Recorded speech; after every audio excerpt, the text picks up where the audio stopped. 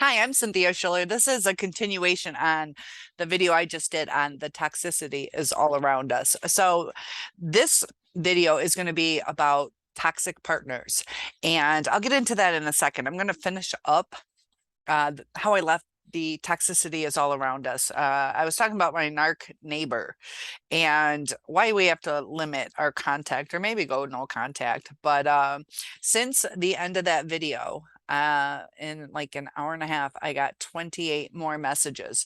And in that time, it's like 3 or 4 times that he said goodbye. Okay. And this is just a neighbor. We got hairs all over. Sorry.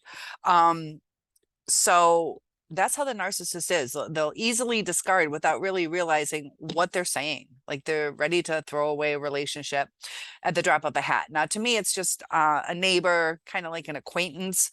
But when you're really in love with somebody, that can be quite hurtful.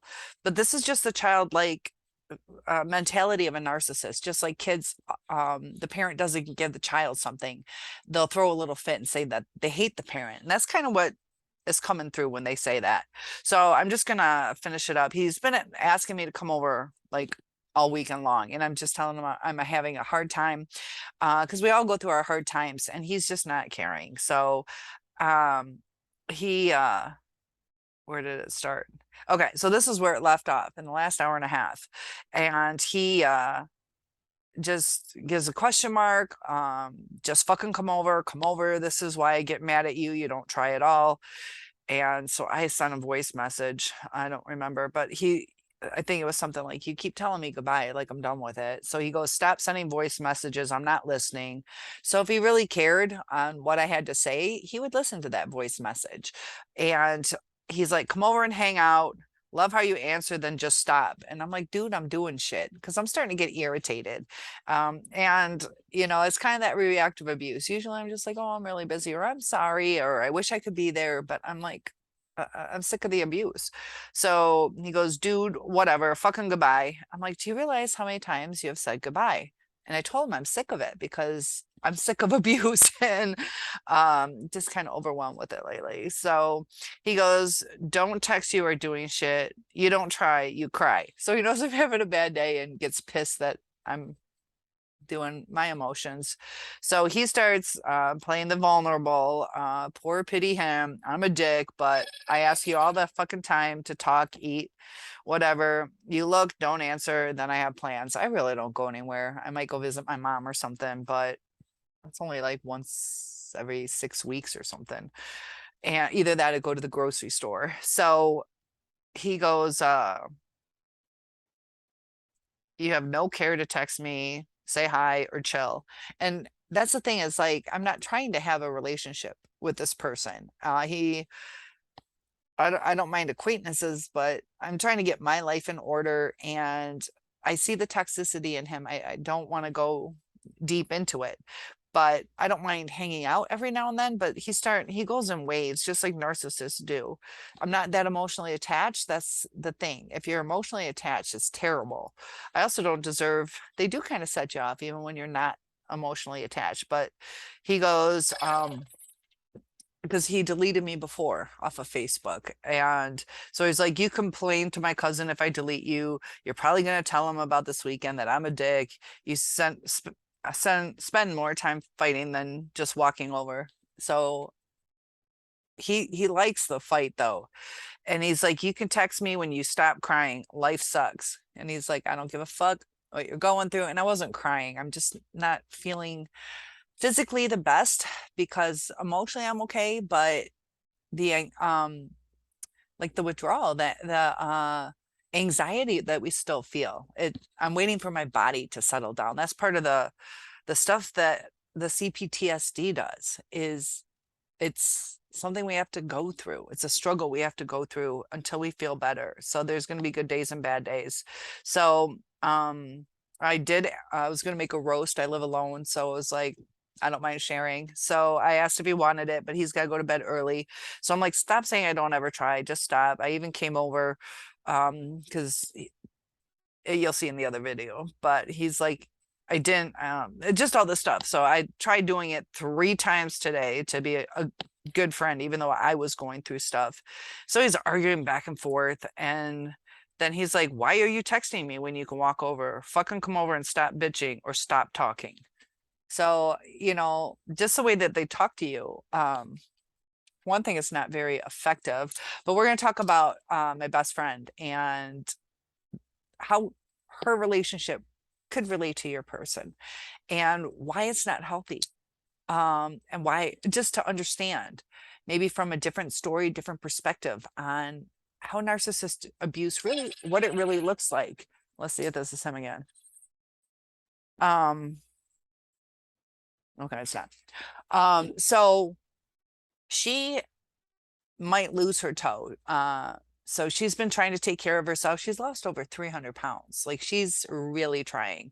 She still has weight to lose, but she does try to keep the house clean, but they have 6 cats and a dog. So if you've been following me, you know the story, but that's it. So her man, his reaction to her about to lose her toe, sorry, I don't know who's blowing my phone up. But he's irritated by it. He's probably a little stressed because he feels helpless, but he's very abusive in how he's handling his stress. So I was talking to her. She's trying to tell me about her care, that the nurse, changed her bandage, and he starts going off on her. So I had to let my dog in. So at first it wasn't too bad. I go down to get my dog, and then I hear how bad it gets when they don't think I'm on the phone. And so I just kind of listened in, and it was horrendous. All the swearing and the putting down and not letting her get a word in edgewise. And it was the extreme of it, the extreme toxicity. He was horrible. And so he has low self-esteem due to his education. So he's whenever she says something that might be right, or that she tried to do something to her best, and whenever he brings something up and she's like, no, this is what happened, he doesn't listen to it. He just sees his point and just berates her. So she's a very kind-hearted woman, and due to financial reasons, I could be wrong, but possibly self-esteem issues, because she's still probably around 300 pounds, a little less, I think, but pretty close. I don't know. She comes across as confident, but I don't know if she really is. So she, because of financial reasons, is kind of stuck in this situation. So she's taking the abuse, but she also says that she loves him. So that's that Stockholm syndrome. She loves her abuser. That's something that gave her comfort, in a sense. It's not that I gave her comfort. It brings her back to her childhood, how her dad used to treat her. So it's normal to her, in a sense, to see the man being terrible to the woman, because her dad was terrible to the children and to the mother. So as it's going on, she's trying to use some knowledge on how certain things about her toe, bacteria, viruses, all that stuff, they did a culture on it, and she said it didn't come back with anything, which is interesting because they removed 2 abscesses. So unless I cut everything out, but she's on antibiotics for 47 days. So it's kind of like maybe it just didn't grow certain things like staph or MRSA, things like that. I don't know exactly what they tested for, but he's all bitching about it's because of the cats, it's because the place is a pigsty, it's because of this, it's because of that. And he doesn't do his portion in cleaning the house. So he'll bitch about it, but when she's down and out, I was there helping her change her bandage because he was a jerk. You'll see a video like a week or 2 ago about how he didn't want to be bothered to help her with her IV. And so I drove like 2.5 hours, 3 hours to help her one way. And it's easy. It's not gross to help somebody with an IV. You just put a little syringe into something. Some people might be squeamish, but it's really not all that bad. So he's not willing to help her. And the dog peed on the potty pad that she has in her bedroom. And she just wanted to wait till he went again. She didn't, the money's so tight for them that she thought, it's just a little, maybe 1/8 to 1/4 cup of pee on it. So she thought maybe just let them use it 1 or 2 more times. And it's kind of like kids with diapers. I had the biggest struggle with this when my daughter was born. One little dribble and I'm changing her diaper. And then, there's one time she was like pooping and I kept changing it and changing it and changing it. Like I didn't let her finish.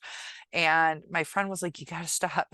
Like I went through 6 diapers within 6 minutes or something. Like I'm like, I can't let her sit in it. I can't let her sit in it. And sometimes 10 minutes is okay, to make sure that she's done, because I would have gone through the whole package of diapers in a day. So she's not stepping in it.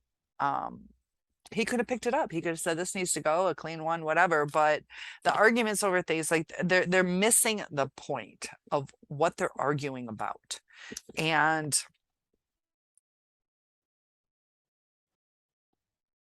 it's coping skills, it's frustration, it's stress.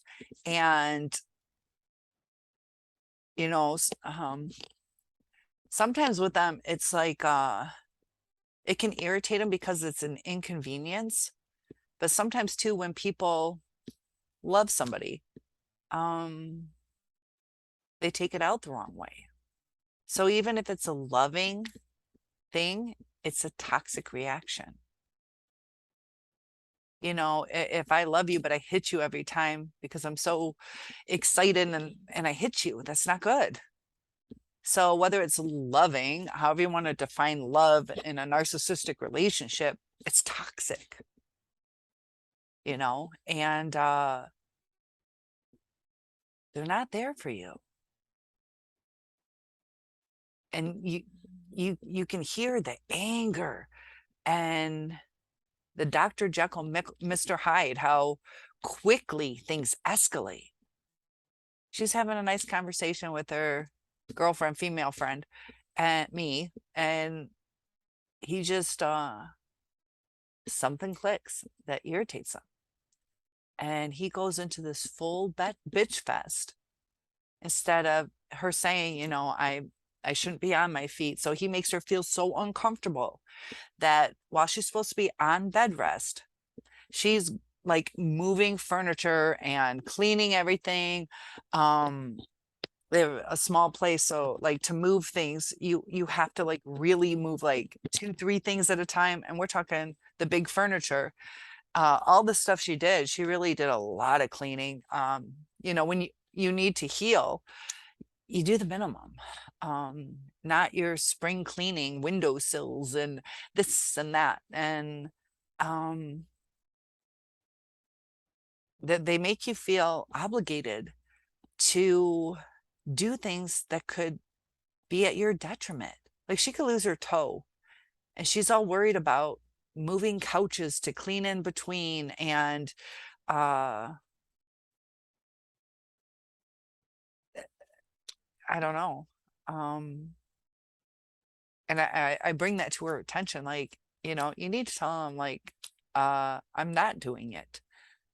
Maybe she's got to do some of her part, but not above and beyond when she's trying to heal and could lose a toe. Like this is pretty serious. And his frustration isn't taken out in a loving way. Like, what are we going to do? Or sweetie, like, I'll help you, or just, no, please just rest. I'm tired too, but I'll get to the laundry tomorrow. And you just, it's put in anger, and it's leading her to do things that can be to her detriment because she won't stand up to herself. Because I heard it, when she tries to, it gets worse. And the amount of anger, rage that you hear is like scary rage. It's not just loud yelling, it's something underlying scary to that tone. Just like you hear kids at the playground, you can kind of tell the difference between a blood curdling scream where somebody's like really in dire straits or kids just playing. Even if it's just as loud, there's something to it. And that's kind of how you hear anger, you don't hear like desperation, I'm about to die type scream. There's different kinds of screams that we can pick up on. And it wasn't just screaming at her, it was raging over her trying to say, I was just letting the dog finish go one more time, they're expensive. Um and then how he was so upset about the way she handled things, and she's trying to explain to him like, I have to, it's already been escalated, and I have to wait for a call back. And he's just not listening to it. And that's fine if he doesn't believe her, but he could take some initiative and try to get to some other options. But he always leaves everything on her. So whenever he has a problem, she has to solve it. And he's putting her under a lot of stress and strain. He doesn't realize what she does do. He focuses on what she doesn't do. So she's not appreciated. The way he talks to her, she can't really feel loved. He's very sexually demanding, pushes her away. Both of them are really weird with it. They're also polyamorous, to where I don't know if they're lacking in love to where they want to bring more partners in to feel love. I don't know if they were in a healthier state, if they would really consider it. I want to do more research on that because I don't understand. Doesn't mean I'm against people doing what they want to do, but I don't understand it. I know people do it, so I'm not going to judge them. And just trying to understand it. What is the root of it? Because there, it risks jealousy, risks people leaving you, risks, I don't know, there's just a lot to it. But they have everything they need to have a good relationship. And I see her trying. I see her just trying to talk to him. And I see the failures on both their parts. Both their parts. But we all fail. But the angriness, he's threatened to leave so many times, to where she doesn't know if he's going to leave, if he's going to come home or not. And it leaves you very unsettled.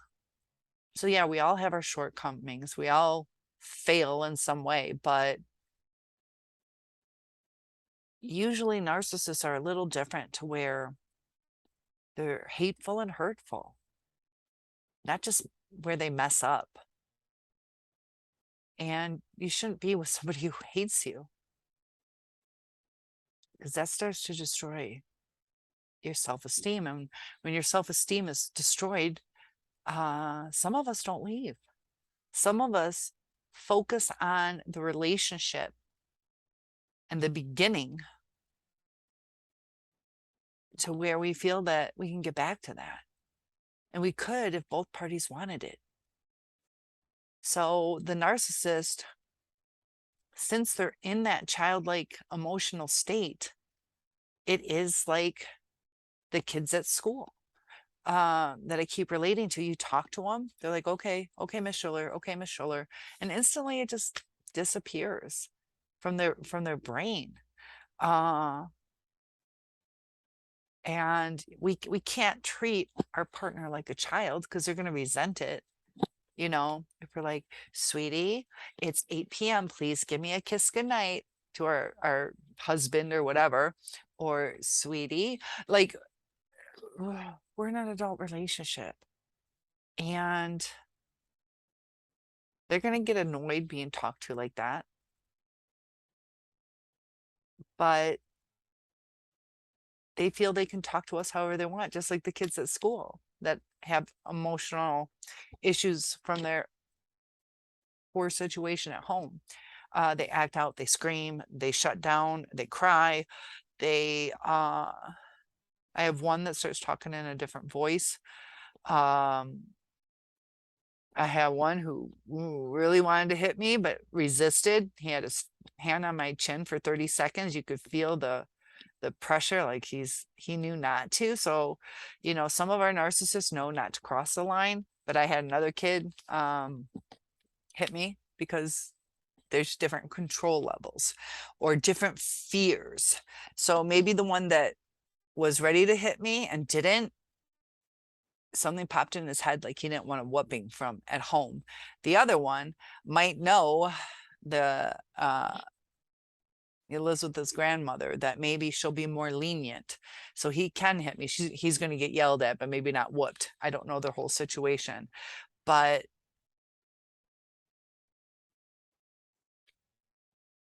the narcissist, depending on what they feel the consequences are. And that's the thing too, like a lot of narcissists don't care about consequences, and neither do criminals. My degree's in criminal justice, to where usually the death penalty is not a deterrent for people committing murders. The recidivism, repeat offenders, punishment, personal protection orders, those aren't a deterrent. I keep reading. I've been telling you guys, this weekend was kind of just a hard weekend. My body just doesn't feel right this weekend. I'm fine, but my body's doing all these electrical shocks and just kind of trying to calm down. It's my body just doing it after this narcissistic abuse. It kind of sucks. Kind of makes you wonder, like, what they really feel. Do they get those aftershocks? I see how many people all across Facebook and the childhood trauma, like people legitimately recognize their triggers sometimes. And,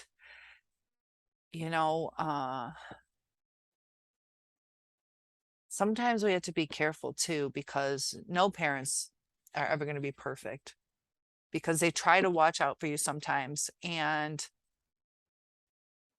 it can go bad either way. You protect them from certain things, so you give them a midnight curfew. They're going to either hate you for that, they're going to feel that they missed out on things or whatever. But if you let them stay out late, then you were too lenient. You let them run the streets, and now they don't know how to cope in life because they never had any consequences. So it's hard to be a good parent. It's hard. Society's messed up. And it's scary. We had COVID just happen over the past couple years, and social isolation from not being in school, also the masks, whether they were traumatized by that or not. It'll be interesting to see what becomes of that, because of facial recognition. Did they really even know what their friends look like, or their teachers? And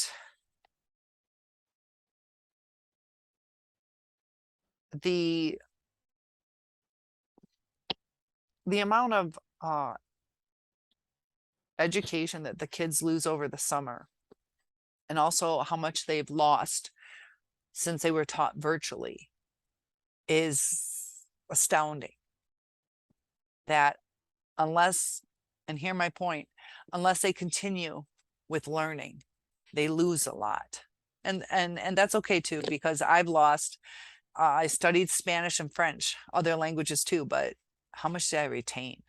So we think about our narcissists going to therapy, and they're not gonna commit to doing that lifelong. You look at diets, people who go on diets. Some people can be successful. I lost 78 pounds. I've been successful with diets, but not all people are. And you see the ups and downs, that people just want to go back to their poor habits, poor actions, poor way of thinking. And the narcissist isn't going to take the necessary steps to not lose what they learn in counseling, or to not lose life's lessons that have taught them that they have to act different. So in the beginning, that's why when they say that they'll work on things, it's fresh in their mind. Like, okay, I can't be an ass. I can't scream. And they'll lose that. They'll just revert back. And it's human nature to go back to what's easy, what's comfortable. So it breaks my heart hearing the way he talks to her. My narcissists weren't quite like that. They were more dismissive. And sometimes too, you wonder which would hurt less. Being treated like you don't exist, or being treated like you're worthless. So it's kind of hard. Comment below on what you think. I kind of think the dismissive shit where you're like, are you alive or dead? And they can't tell you. It's pretty shitty. I'd rather hear, yes, I'm fucking alive, you bitch, leave me alone. But still, we don't deserve that either. So what do you guys think? Is society changing? Do you see anything different? Do you see things on the internet? I see all about people coming forward with the mental illness that they have, the family issues that they have, the fuck yous that they say to people, the now supposedly your healthy people are fuck you to people too. You know, I'm not dealing with this shit. So we're just going to become a society of discarded people. And that's hurtful, whether you're mentally ill or not. It still affects people. That's why with your narcissist, we don't have to make it worse. We don't have to make it worse. We can acknowledge, I can't talk to you anymore. And say it once or twice, maybe 3 times. Or work something out. Like, I'm only going to talk to you if you're kind to me. Or you can email me. That's the only type of contact we have about the kids. We can work things out to make things easier and not toxic. Give us time to think before we respond. Give the narcissist time to think. But how much do they really think? Like on that phone call from my neighbor, texting, it's like, I want to talk to you, but then stop talking. And then I'm not going to listen to your voice message, but I'm lonely. I want somebody to hang out with. And it has to be exactly their way or they're not happy. And he even said,